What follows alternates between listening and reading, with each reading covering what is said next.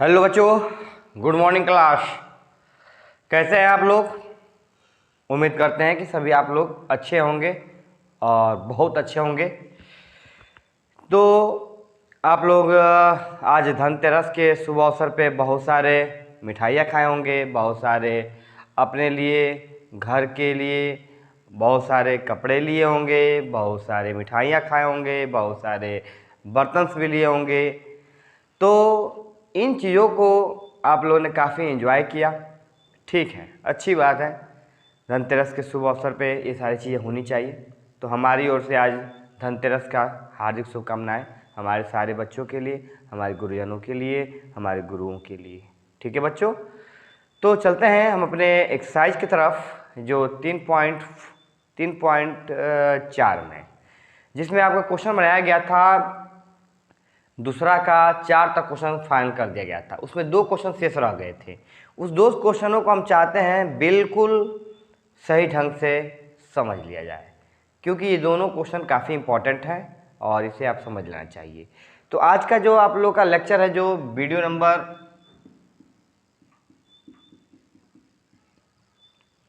9 है। Video number कितना है बाबू? 9 है।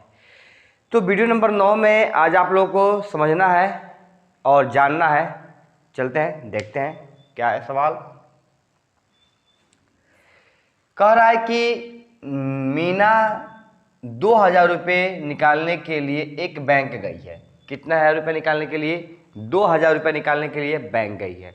क्योंकि आज तो क्या बताते हैं, आज कौन सा त्यौहार है? तो आपका धनतेरस का त्यौहार है। उस त्यौहार के लिए मीना कहाँ गई है? तो बैंक गई है।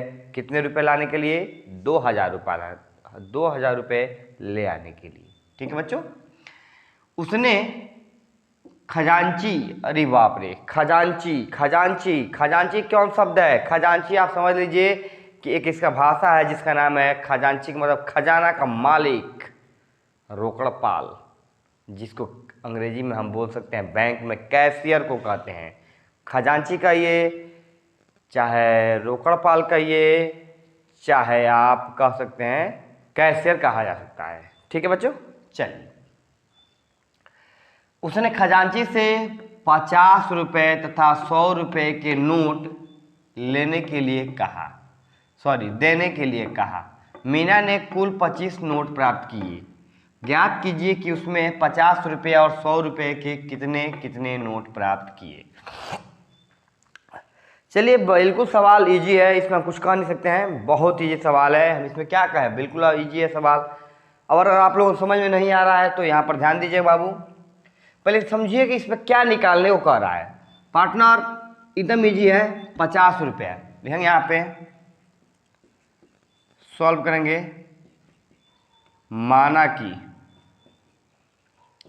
माना कि 50 रुपये के नोटों की संख्या x, 100 रुपये के नोटों की संख्या बराबर y।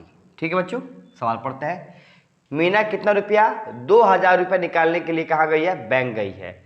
और 50 रुपये का और 100 रुपये का नोट लेने वाली है। तो 50 रुपये का नोट x, तो 50 रुपये का नोट लेने वाली है, तो एक 50 रुपये का नोट होगी, उसकी संख्या x होगी, और एक 100 रुपये का नोट संख्या होगी तो y रुपया। तो यहाँ पर तो 50 गो है और यहाँ पे 100 है, तो कितना हो जाएगा? यहाँ पे हो जाएगा 50x 100y को रुपया 2000 रुपया। यहाँ से 50 कॉमन करेंगे, x + 2y, और ये कितना होगा? 2000। एक जो 0 कट जाएगा, 5 से घटाएंगे, 5 चौका 20, x + 2y बराबर कितना होगा? 40। समीकरण कितना होगा? 1। चूंकि फिर आगे चलता हम लोग। मीना ने कुल 25 नोट प्राप्त किए। मीना कितना नोट प्राप्त करने वाली है? 25 नोट।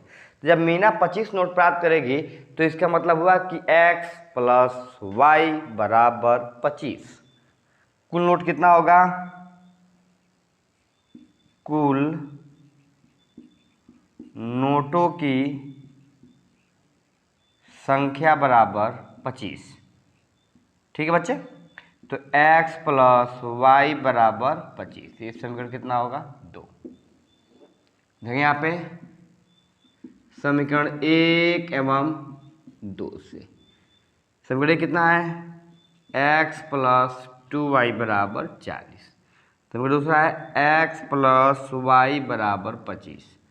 ठीक है, ये 1 है और ये 2 है। ये प्लस में है, ये माइनस प्लस में है, माइनस प्लस में है, माइनस से क्या हो जाएगा? कट जाएगा। घटेगा तो कितना होगा? y। 40 में से 25 जाएगा, 10 में से 5 गया 5, यहाँ 3 में से 2 गया 1। y का मान कितना हो गया? 15। y का मान समीकरण 1 में रखने पर एक हमारा कितना है? x प्लस 2y बराबर 40, x प्लस 2 गुणे 15 बराबर 40, x प्लस जोड़ेगा 30 बराबर 40, प्लस में रहेगा तो माइनस में होगा।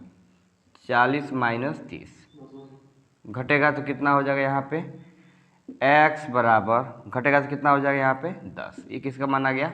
x का मान आ गया। तो हमको निकालना क्या है? 50 रुपये के नोट संख्या और 100 रुपये के। देखेंगे यहाँ पे, चूंकि अतः 50 रुपये की नोटों की संख्या तुमने x माने हो और x का मान वैल्यू कितना आ गया? 10। उसके बाद 100 रुपये की नोटों की संख्या क्या माने? y। y के कितना आया अब यहाँ पे? 15 रुपया। कितना रुपया आया? 15 रुपया। और ये क्या हो जाएगा? क्या 15 गो और 10 गो मिलाएंगे तो क्या 25 हो जाएगा? कुल नोटों की संख्या 25 और x का मान 10, y का मान 15, जोड़ दीजिए 25 आ जाएगा। ठीक है, मतलब ये आपका आंसर जो है वो क्या है बाबू? राइट है। चलिए फटाफट इसका ऐसे शॉर्ट ले लीजिए, मिलते हैं नेक्स्ट सवाल पे।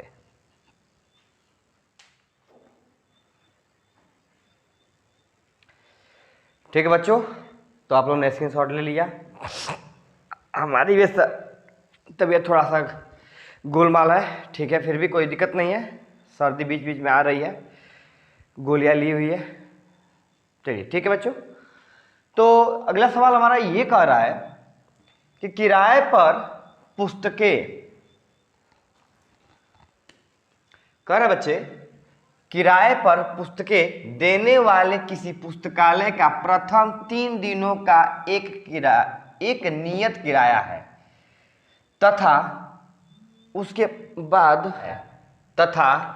उसके बाद प्रत्येक अतिरिक्त दिन का अलग किराया है।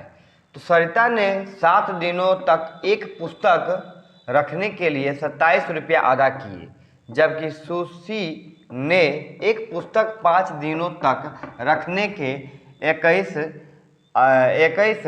दिन अदा किए, 21 रुपये अदा किए।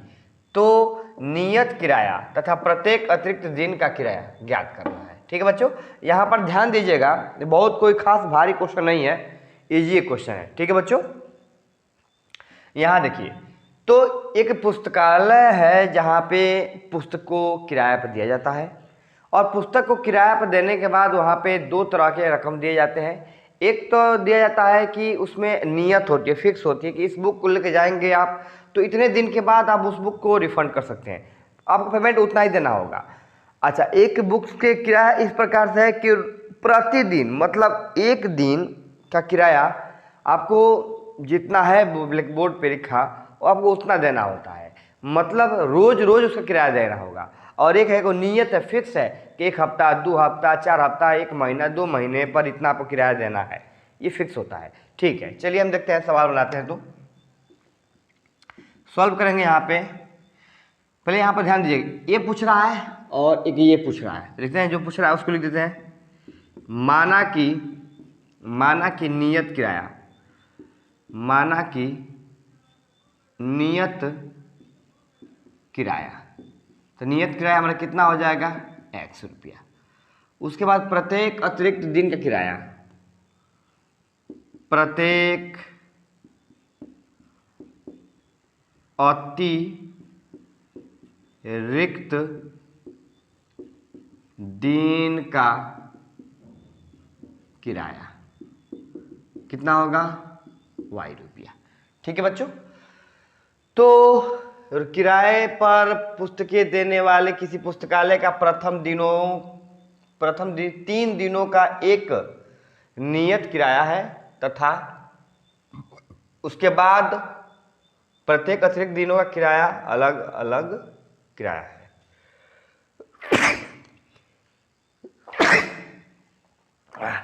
सॉरी,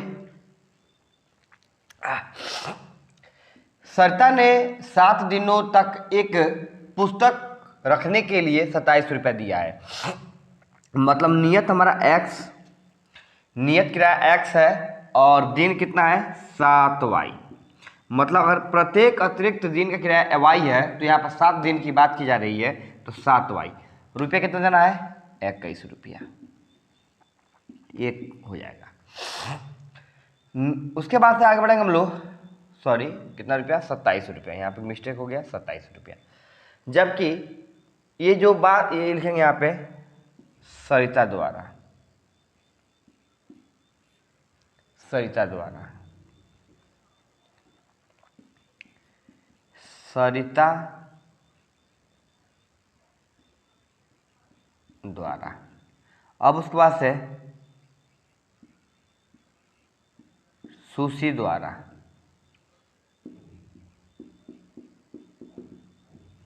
ठीक है। सुशी द्वारा कितना दिन के लिए? 5 दिन का किराया 21 दिन। x प्लस 5y बराबर 21 रुपया। समीकरण कितना होगा? 2। समीकरण 1 एवं 2 से, ठीक है। समीकरण 1 हमारा कितना है? x प्लस 7y बराबर 27। नीचे है x प्लस 5y बराबर 21। ये 1 है, 2 है, ये माइनस माइनस ये कट जाएगा, घटेगा तो कितना होगा? 2y। ये घटेगा तो कितना होगा आपका? 6। 2 तिहाई 6। y बराबर कितना होगा? 3। लिखेंगे यहाँ पे y का मान समीकरण 1 में रखने पर ये कितना है? x प्लस 7y बराबर 27। ठीक है, x प्लस 7 गुणे y का मान कितना है यहाँ पे? 3 बराबर 27। 7 त्रिका 21 बराबर 27। x बराबर कितना होगा? 27 माइनस 21। घटेगा तो कितना होगा यहाँ पे? 6। x का मान कितना आ गया? 6। y का मान कितना आ गया? 3। निकालना क्या हमको है? नियत किराया। अतः नियत किराया, नियत किराया, नियत किराया को x माने हो, x का मान कितना हुआ? 6 रुपये देना। उसके बाद प्रत्येक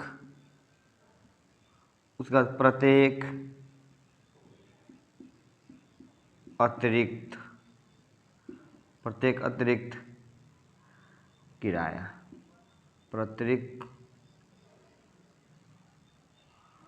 दिन का किराया, दिन का किराया y बराबर यहाँ लिख देंगे y बराबर 3 रुपया, और ये क्या हो जाएगा? आंसर हो जाएगा।